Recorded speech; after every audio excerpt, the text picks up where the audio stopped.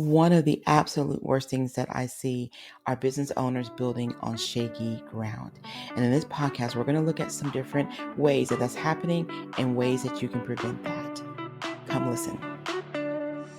Welcome to the Behind Her Brand podcast with your host, DeShields-Spencer. Every week, join Kimberly and her guest for inspiring interviews with passionate business builders, corporate leaders, and catalysts of change.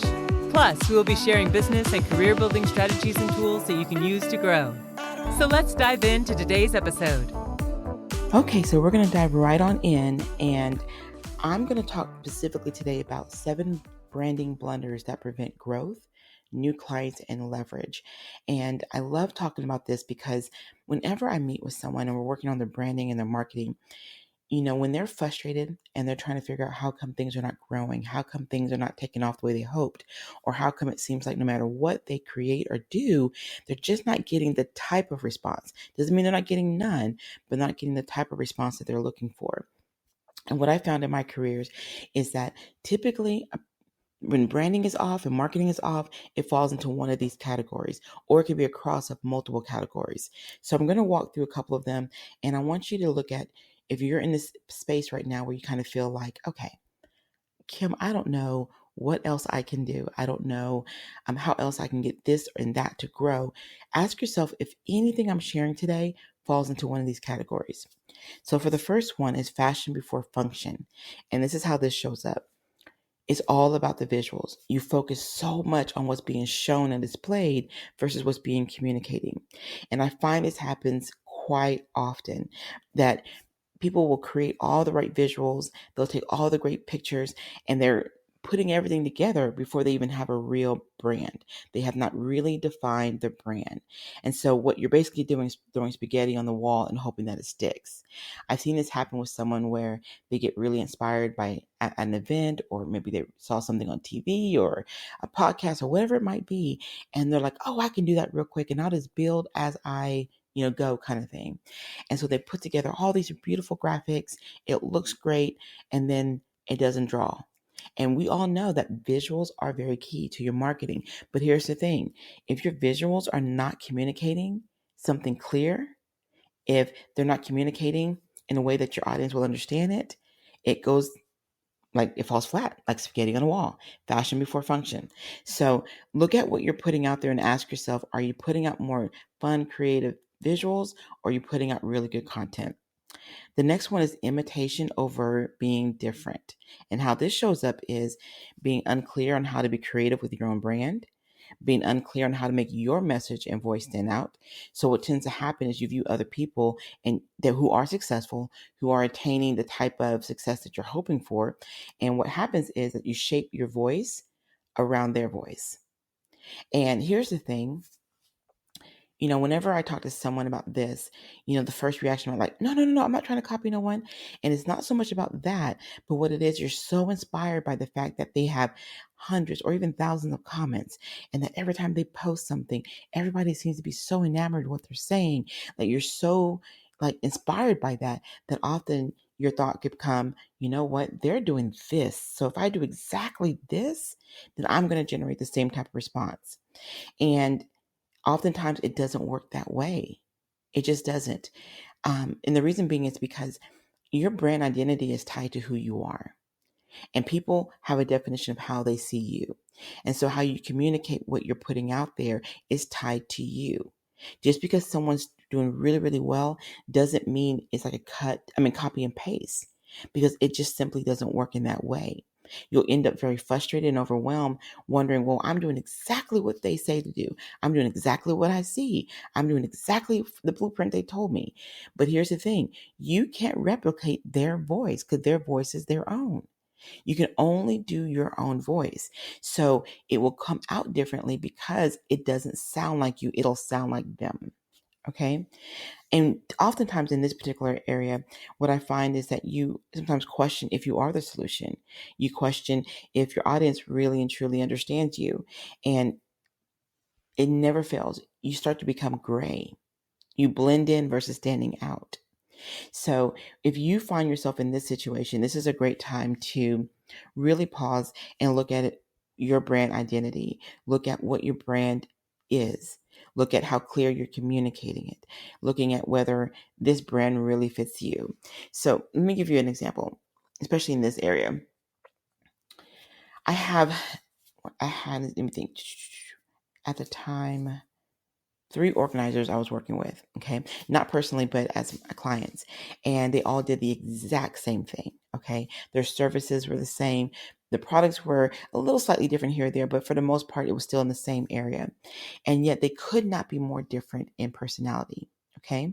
One was highly creative. Everything was pops of colors and vibrancy, etc. Another person was more muted. They liked more of the pale down version. They liked very clean blue, grays, very different type of looks. And then my third one, she was a character. And the thing is that people knew her to be that way. So she brought a lot of life, fun, and music to what she does in her offering. Now, again, they're all offering the same thing, but they're all approaching it very different ways. None of them are trying to be like the other. And that's the key. You got to ask yourself, okay, I may offer what everyone offers, but where's my personality in it? Where do I shine? Where do I show up? And when you start really peeling back that layer and you infuse that into your brand, you'll find that you'll have a much more engaging brand positioning. Okay, so here's another one. Lacking a core brand, okay? And I kind of hit on this a little bit. With no core, you're building on shaky ground, okay? When your main focus is always on the features and not really building a relationship, then you're going to find that you're not going to create real lasting clientele. You're going to create a lot more transactional relationships. So really understanding your core, like for example, I get asked quite often, how do I manage all the different businesses that I have? Well, my core is marketing and branding. Always at the core is marketing and branding. So my core company, You Impact, is all about that. So we do, training and development in that area. We also have So We Harvest, which is a subscription box service. So in that is still marketing. Okay, we're helping people sow into other people. We're helping people provide giftable items to either people in their business or in personal life.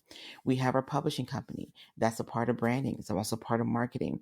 We have Behind Her Brand, obviously, which explores business women, but we also provide content like this. So my core is still marketing and branding. That's my core. And so when you build from your core, you can create extensions of your branding. However, if you don't have a core, you're building on shaky ground, and shaky ground typically has no foundation. Okay. And so you want to look at, okay, when I look at my brand in this moment, what is exactly my brand? What is exactly that when people say my name, they connect me to, that they know that this is who this person is. This is perfect. I'm glad I had this quick thought real quick. If you are saying at this moment, I don't know if I have a core or I think I have a core, the best way to really, really know if your brand is communicating what you think it's communicating, ask people around you, not your friends, not your family, but your clients. Ask people on social media who are connected to your social media accounts, and ask them what is it they think that you do. Ask them, if you were to say, so-and-so, this is what you do for a living, what exactly would they say? I did this activity with a group that I took on a retreat, a bunch of business women. And in that moment, I said on Facebook, post and ask your audience, what do they think that you do? What do they think that your brand offers? And the responses were so varied and so all over the place that it gave them a moment to pause and saying, you know what, I'm posting about programs and events and this, that, and the other. And the people that are following me don't even really know what I do.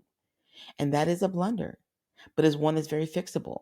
You just go back and you reset and you look at your program and your offering and make sure that they're clear. And I'm going to tell you something, this often shows up too when you're sharing your information with people and getting feedback and they say, oh no, you really should talk about this, or no, you really should be this, or you should offer that. And here's the thing, when you get advice from people that don't really have an understanding of their brand or what it is you're trying to develop and grow, you'll find yourself creating all these different things because you're going to feel like, well, they know best. And what happens is when you start to market and position your business, people are confused. If you say that you are a leadership expert, but you're over here talking about science, or you're talking about just throwing out really random things, writing and development, and all kind of other topics that don't fit your core, it will be confusing. Okay. Now here's another one, and I call these personality blockers. And this is where you prevent people from trusting you. They're not really sure who you are. Your visuals don't match up with your brand. Who you are is a mystery to them. And if you ask, well, how does this different from not having a core brand? A personality blocker is a little bit different. Okay. The core of it is that people don't really know you, period. It's you put so much stuff out there that they're wondering, well, who's the face behind the brand? People want to get to know you.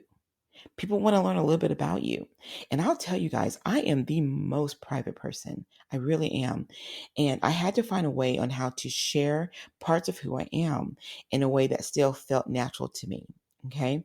I wanted to make sure that people didn't just see the services that I offer.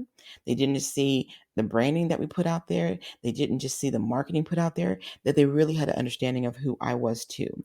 And so if you look at what you're putting out there and people still don't really know you, find ways that you can share parts of who you are in a way that's comfortable for you. Because here's the thing, most people love to connect to a brand when they have an idea of the person behind it or a person connected to it. Like, for example, Nike has done a great job in their marketing, but they always tie well-known athletes to their brand because they know that people need a face. People need someone to connect their brand to, that they feel like, okay, if this person's connected to it, I definitely got to be a part of it. That is key. So make sure that you are showing up. Okay. The next one is unclear messaging or mixed messaging.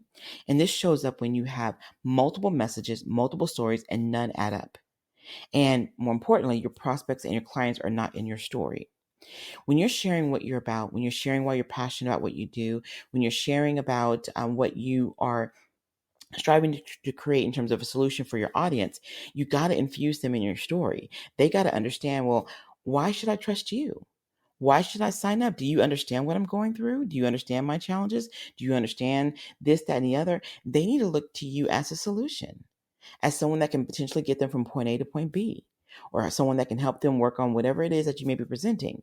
So it's very clear the messaging is clear, because here's what happens often. You can have an amazing website that is very clear. But if I go to your social media, I see something totally opposite. If I go to your workshop, I'm like, wait a minute, I thought they offered, okay, now I'm confused. When that starts to happen, you lose your audience. A confused buyer never, ever buys. And very often do they ever go back to check in with you again. So making sure your messaging is clear in all of your entry points. If I go to your Instagram, if I go to your Facebook, if I go to your workshop, if I read your book, if I go to your website, if I go to any of your entry points, I need to be able to see very clearly that who you say you are, you are. Okay?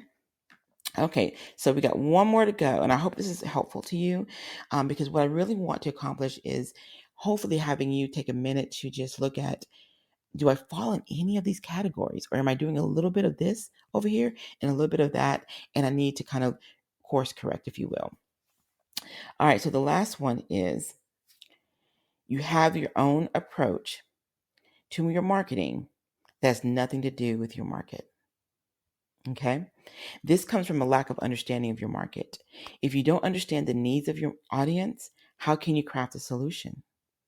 If you're unclear about what they need, how can you create visuals? How can you create services and programs if you don't really understand what it is they need? If you literally get to know your audience and you understand the solution that they're looking for, and you look at what it is that you have in your strengths that you can offer in terms of a solution, your voice and messaging stands out. Okay? Like, here's a good example. There are a million people in the health and wellness field, a million of them, that offer all type of things. But depending on what you choose to offer in that space, there's going to be an audience waiting to hear your solution. There's going to be an audience that wants to hear that they don't have to go on a particular diet. They only need to do this. Or there's going to be an audience that really wants to hear about all the real creative exercises that they can do. And so they're going to be listening for that voice. There's going to be an audience that says, you know what? I don't want to exercise. I don't want to diet, but I want to be healthy. So there's going to be an audience waiting for that voice. There's always going to be an audience waiting for a particular solution. So depending on the solution you offer and how clear you are, ask your audience, is this what you're looking for? I'm a big believer in touching base with people, because what happens so often in businesses, we can go on autopilot. We can create a good program that was needed at one time and we don't change it up. We offer it year after year, services after services, everything's same. And yet our audience is growing. Their needs are growing. They're shifting. They're wanting different things. They're expecting different things. And if you're offering the same thing and not really understanding your market and not growing with your market, you're going to find that the approach that you're offering is going to become outdated and not needed. And so you don't want to create that either. I liken this for every business. When you look at reality shows, they always change the opening trailer, right? It's always different, fresh, creative, and it gives you a sense of what the new season is going to be about. It's the same thing with your business. You got to look at your business, and whether you do it a couple of times a year or at least once a year, you got to refresh and let your audience know that here's what I'm offering this time, because I know that you're changing. I know that you're growing. I'm growing.